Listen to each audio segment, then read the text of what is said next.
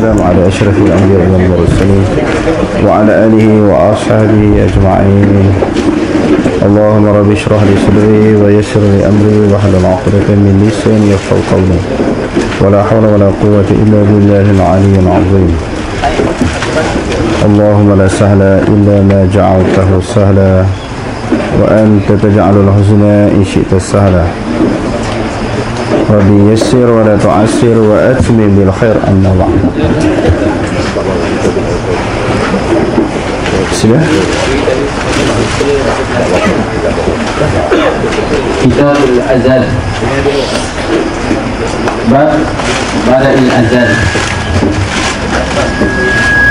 Oke, terus. Wa qalu azza wa jalla wa idza nadaitum ila as-salati ittakhadhuha huzwan wa la'iba.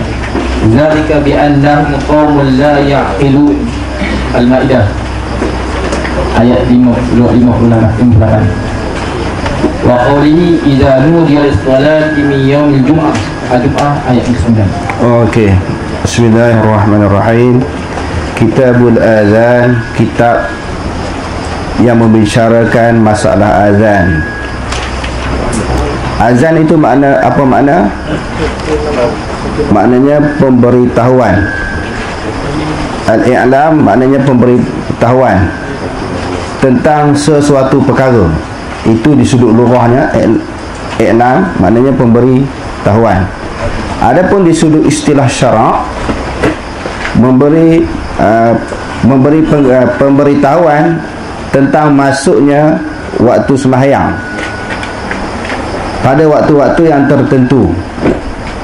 Sebab apa sebut waktu-waktu yang tertentu? Kerana 5 waktu sembahyang ini mempunyai waktu yang tertentu yang tersendiri. Maknanya bila masuk waktu yang tertentu, waktu yang tersendiri, itu dilaungkan suruhan azan. Sebab tu iklan pemberitahuan yang tertentu pada waktu yang tertentu. Kerana di dalam Al-Quran Allah Ta'ala sebut inna salata kanat 'alal mu'minina kitaban mawquta. Sesungguhnya sembahyang bagi orang beriman waktu-waktu yang tertentu yang telah ditetapkan. Azan pun nak dilaungkan suruhan azan waktu yang telah ditentukan. Firman Allah Subhanahu wa Ta'ala. Okey, yang sebelum itu di dalam Kitabul Azan ini Imam Bukhari meletakkan tajuk Babu Bada'il Azan, bab bermulanya azan. Jadi azan ni bermula di mana? Di Mekah ke ataupun di Madinah Al-Munawwarah. Jadi para ulama menyebut bahawa berlakunya azan ini bermula di mana? Di Madinah Al-Munawwarah. Wa idza nadaitum ila salati, apabila kamu serukan, kamu panggil, seru manusia ila salah kepada sembahyang, ittakhuzuha huzwa.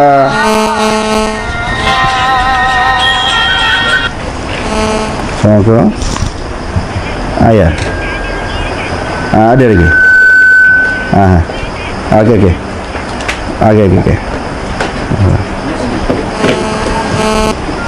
Dia orang nak hantar satu kereta lagi.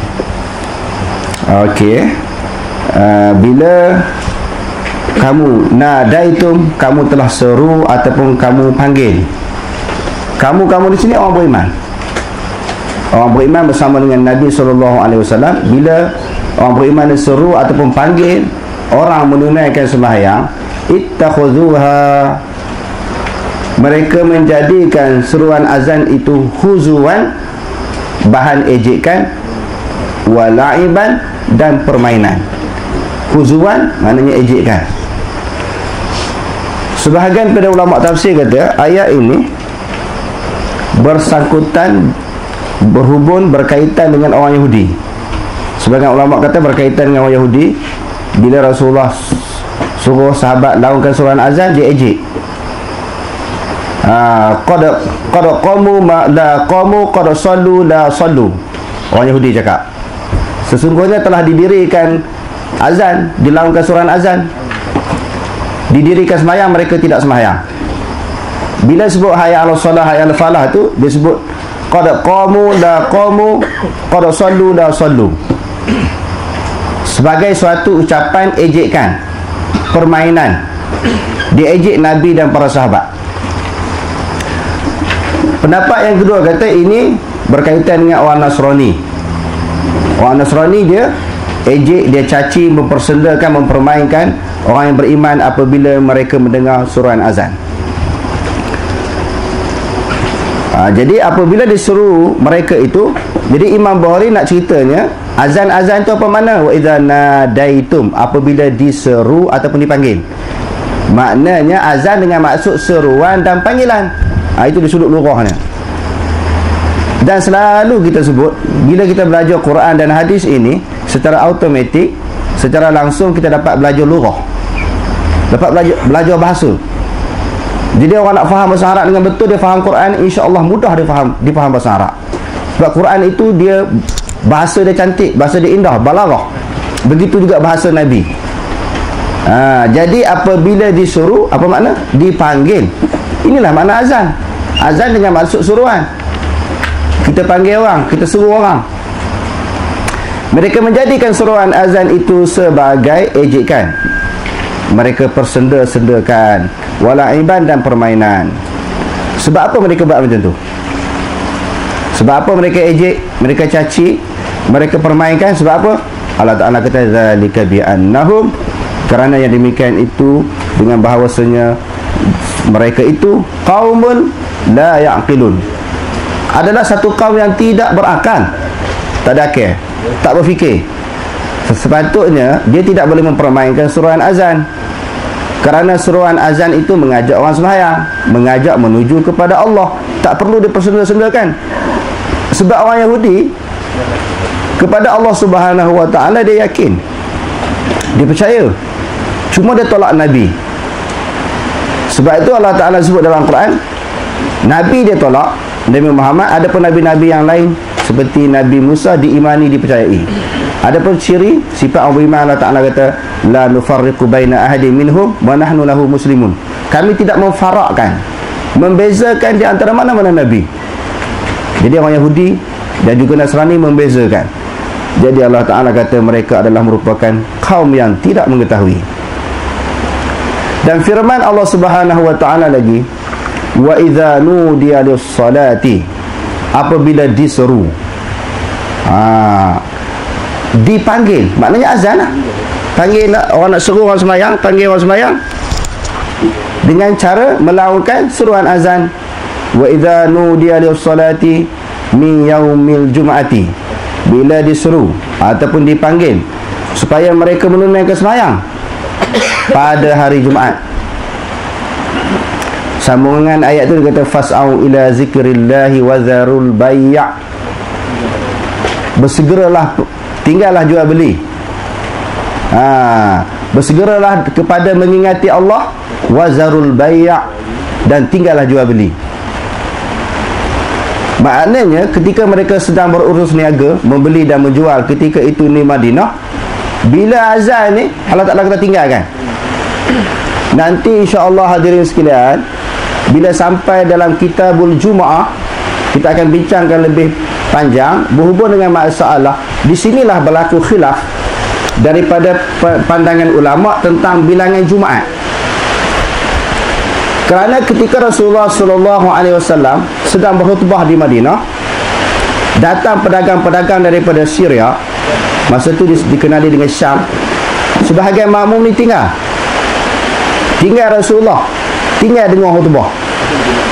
Dia sambut tetamu yang datang daripada negara luar. Lalu tinggal Rasulullah berserta dengan beberapa orang. Jadinya dalam Sahih Bukhari kita akan jumpa dalam kitab bab sembahyang Jumaat ini, ihtimal sebahagian daripada ulama, di antaranya ulama-ulama yang berpegang kepada mazhab Syafi'i, yang tinggal itu 40 orang. Ada yang kata 12 orang, ada yang kata 27, ada yang kata 30 lebih. Jadi menunjukkan bahawa menentukan bilangan Jumaat ini bukan suatu dalil yang sharih. Tidak ada dalil yang sharih, yang terang, yang jelas. Sebab itu tidak boleh kita berkelahi di dalam masalah menentukan bilangan. Nak buat 40 tak apa. Kita pergi sebahagian tempat dia buat kurang daripada 40, tak apa, kita buat Jumaat dulu, tak ada masalah. Sebab tidak ada dalil yang terang daripada Quran dan hadis menjelaskan tentang bilangan Jumaat. berdasarkan kepada ayat ini. Okey, terus. حدثنا إمران بن ميسرة حدثنا عبد الوارث حدثنا خالد بن حذاء عن أبي قلابة عن أنس قال ذكروا النار والناقوس فذكروا اليهود والنصارى وأمر بلال أن يشفع الأذان أن يوتر الإقامة. Okey, Imam Bukhari dengan sanadnya menyebut daripada Anas bin Malik. Anas bin Malik kata zakarun nara. Mereka, zakaru ni maknanya mengingati, dengan maksud mereka menyebut. Zakara maknanya menyebut. Uzkurullah, hendaklah kamu sebut Allah, maknanya berzikir, ingat kepada Allah. Zakaru di sini mereka menyebut-nyebut an-nara, akan api. Apa maksud? Bila nak menunaikan sembahyang ini, sebelum disyariatkan seruan azan, sebahagian sahabat berpendapat, mengemukakan pandangan macam mana kalau masukkan waktu sembahyang ni kita nyalakan api. Bila orang tengok api tu terang, keluarkan cahaya, oh dah masuk dah waktu sembahyang Zuhur, sembahyang Asar, Maghrib, Isya dan sebagainya. Jadi sebahagian daripada sahabat mencadangkan supaya dinyalakan api untuk memberitahu masuknya waktu sembahyang. Pendapat yang kedua kata wanakusa, maknanya cadang supaya apa? Diketuk, dibunyikan loceng. Dibunyikan loceng. Masuk waktu sembahyang, bunyikan loceng untuk beritahu kepada orang dah masuk waktu sembahyang. Fazakarul yahuda wan nasara. Lalu mereka kata menyalakan api dan membunyikan loceng itu agama Yahudi dan agama Nasrani. Itu agama Yahudi dan Nasrani. Maknanya kalau sebab agama mereka nak melakukan ibadat, kan kita ada gereja, ada loceng bunyi, kuil Hindu pun ada. Jadi kalau kita buat macam tu, ada tasyabuh. Ada tasyabuh, penyerupaan dengan agama lain. Sedangkan dalam agama Islam, semua perkara kena khilaf. Sebagaimana hadis yang kita baca di dalam riwayat Abu Daud. Rasulullah kata Yahudi dan Nasrani itu buat ibadat sembahyang, mereka tak pakai kasut, kita pakai kasut. Sebab tu di dalam syariat Nabi Muhammad ni boleh pakai kasut ketika sembahyang, asalkan kasut itu bersih daripada najis. Nak khilaf, nak berbeza dengan Yahudi. Jadi kalau kita pasang api dan juga nyala bunyikan loceng, samalah kita dengan Yahudi dan Nasrani, tak ada beza. Lalu diperintahkan fa umira Bilalun, diperintahkan Bilal melaungkan seruan azan. Seruan azan yang dilaungkan itu ayyashfa'a, supaya digenapkan dua kali. Asyhadu an la ilaha illallah dua kali. Asyhadu anna Muhammadar Rasulullah dua kali ya. Sampai habis ya. Wa ayyutiral iqamata, dan diganjilkan iqamah. Iqamah maknanya sekali-sekali. Jumhur ulama seperti Syafi'i, Hambali dan Maliki berdasarkan kepada riwayat ini. Maknanya azan dengan iqamah ini berbeza. Azan ini diganjil, qomat genap. Azan ini genap, qomat ganjil. Adapun dalam mazhab Hanafi, azan dengan iqamah sama. Dia mengambil riwayat yang lain, iaitu Rasulullah ajar seorang sahabat Abdullah ibnu Rabbihi. Rasulullah ulang sampai beberapa kali. Bagi jumhur ulama jawab, hadis itu Rasulullah ajar sebab tu diulang beberapa kali. Tapi Imam Hanafi ambil azan dengan qomat ni sama sahaja, genap. Bagi kita pegang riwayat ini. Jadi tuan-tuan, kalau tuan-tuan pergi ke tempat-tempat yang berpegang pada Hanafi ni, dia qomat dia dengan azan sama kalimah dia. Tak ada beza, tak ada kurang. Sama. Dia ambil dalam riwayat lain. Okey, terus. Okey, sambung.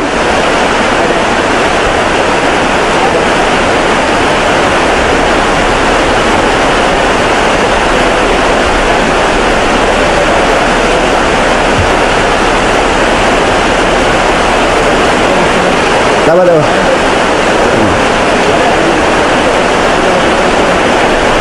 Sabar tu. Kasih ya.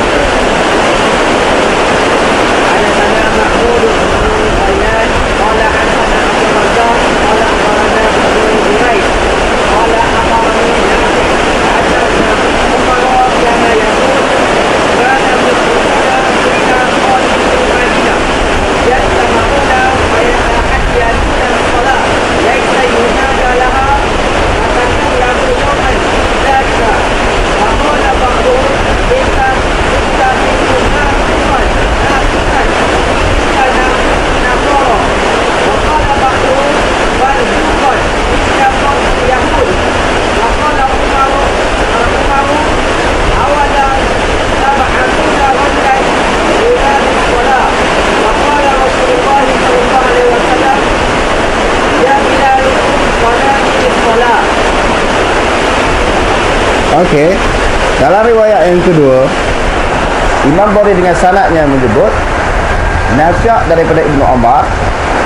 Ibnu Umar kata, "Kanal muslimuna," adalah orang Islam.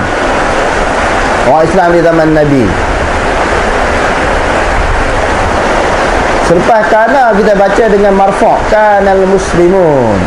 Kalau innal muslimina. Jadi insya-Allah besok pukul 8 kelas terjemah Quran macam biasa kita sambung balik. Minggu lepas kita tak ada kan. Jadi pagi esok pukul 8 sambung macam biasa. Jadi kana di sini tuan-tuan, dia marfu', tarfa'ul isma wa tansibul khabar dipanggil. Sementara hujan-hujan ni kita nahu sarah sikit lah. Nak bagi tuan-tuan hilang ngantuk sikit. Yang belakang boleh dengar kan? Boleh dengar? Maknanya kana ni sampai bila-bila pun selepas kana dia baca dengan apa marfu'. Marfu' ni kalimah membariskan dhammah depan. Kalau dia mufrad, kana muslimun.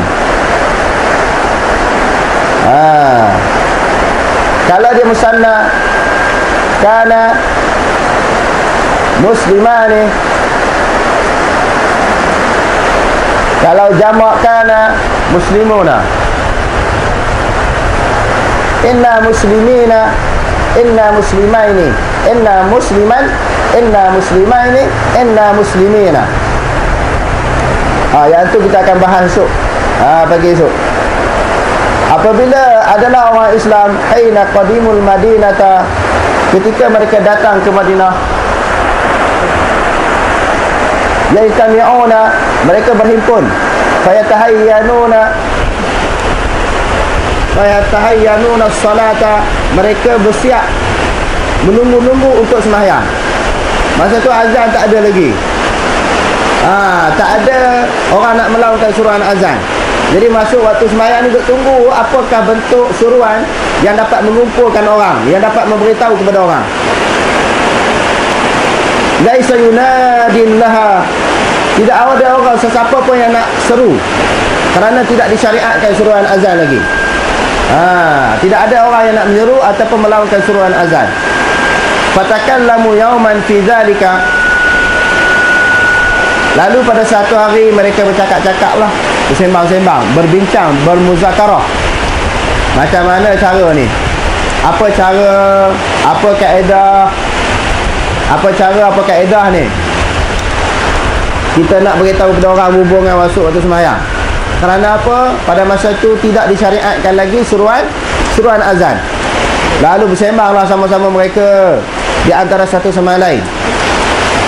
Qala ba'duhum, sebahagian mereka berkata, ittakhiduna naqusan. Macam mana kalau kita ambil nakus, trompet yang buat daripada tanduk tu tiup. Tanduk tu dikosongkan buat trompet lah. Bila bunyikan suara tu menunjukkan masuknya waktu sembahyang. Kalau kita baca ittakhuzu, dia dengan fi'il madhi, telah mengambil oleh mereka itu. Ittakhidhu maknanya suruhan, ambil olehmu akan trompet. Itu amar.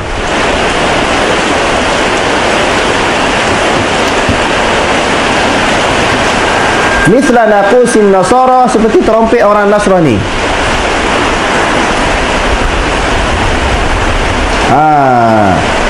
Naqus tadi maknanya loceng. Bukan itu trompet, terbalik. Naqus tadi maknanya apa dia? Loceng. Bukan maknanya trompet. Wa qala ba'dhum bal buqan misla qarnil yahudi, seperti tanduk yang digunakan oleh orang Yahudi. Tanduk itu dikosongkan, dibuat bunyi. Faqala Umar, awala tab'asuna rajulan, mengapa tidak kamu mengutuskan ataupun melantik seorang lelaki, yunadi bis salah, menyeru untuk menunaikan sembahyang. Di dalam pelajaran-pelajaran kita yang lalu, kita telah bincang berhubung dengan di antara kefakihan Sayyidina Umar. Sayyidina Umar ni seorang sahabat yang fakih. Dia merupakan salah seorang ulama daripada kalangan sahabat. Fatwa Umar, kalau kita baca dalam buku kitab kita fiqh, dia ada fatwa daripada Sayyidina Umar ataupun fiqh daripada Sayyidina Umar. Ayat Al-Quran pun ada beberapa ayat, sesuatu masalah hukum dicadangkan oleh Sayyidina Umar, bersempena dengan cadangan tersebut Allah Ta'ala turunkan ayat. Bila isteri Rasulullah keluar rumah dalam keadaan muka tidak pakai hijab, tidak tertutup, lalu Sayyidina Umar kata, alangkah baikkan ummahatul mukminin ini, alangkah baiknya isteri-isteri Nabi ini tutup muka. Lalu turunnya ayat, wa idza sa'altumuhunna fas'aluhunna min wara'i hijab.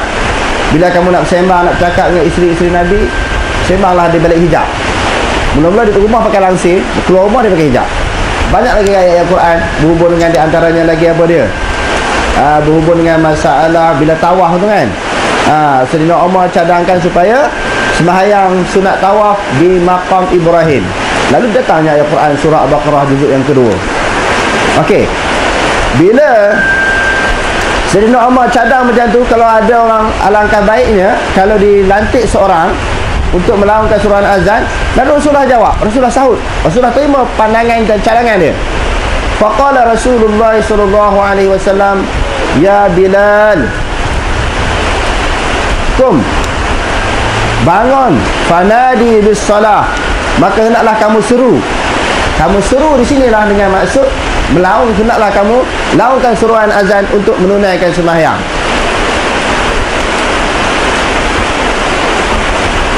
Kenapa kita baca Bilalu, kita tak baca Bilalin, Bilalan? Bilalu pula tidak ada tanwin, walau tidak ada tanwin. Kita kembali pada pelajaran kita dulu. Munada maqsudah mesti dibaca dengan baris depan, kecuali munada ghairu maqsudah, ya rajula khudh bi yadi, wahai mana-mana lelaki, pimpinlah aku. Orang buta cakap. Orang buta cakap. Maknanya di sini maksudah baca dengan dhammah. Ya Bilalu, kum fanadi bis salah, wahai Bilal, bangun, lalu serukanlah azan untuk menunaikan sembahyang. Berdasarkan kepada arahan dan perintah Rasulullah sallallahu alaihi wasallam ini, azan itu sunat berdiri. Rasulullah kata berdiri. Rasulullah kata berdiri. Rasulullah tak kata tak apalah duduk pun tak apa azan ni. Jadi azan ni sunat berdiri rupanya. Sebab tu orang dulu dia ada apa? Menara kan, tinggi kan, menara masjid. Dulu-dulu mana panjat-panjat atas tu, tak ada mikrofon lagi, panjat atas tu tempat yang boleh tinggi, lalu disuruh dilakukan suruhan azan untuk orang jauh dengar apa yang disuruh oleh muazzin. Okey, terus.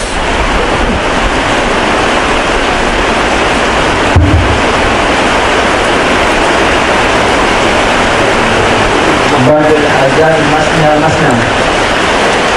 Bab azan dua kali.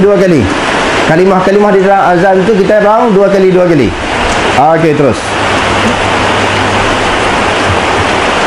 Hadats Sulaiman bin Amin qala hadatsana Ahmad bin Zaid Al-Simatu bin Atiyah an Ayyuba an Abi Qilabah an Anas qala umira Bilal an yasma' al-azan wa an yutir al-iqamah illa al-iqamah. Kalau iqamah dua kali ya. Kalau kalimah-kalimah yang lain selain pada qad qamatis salah tu kan sekali-sekali, tetapi sampai kepada qad qamatis salah dua kali, kecuali pada kalimah qad qamatis salah. Okey, terus.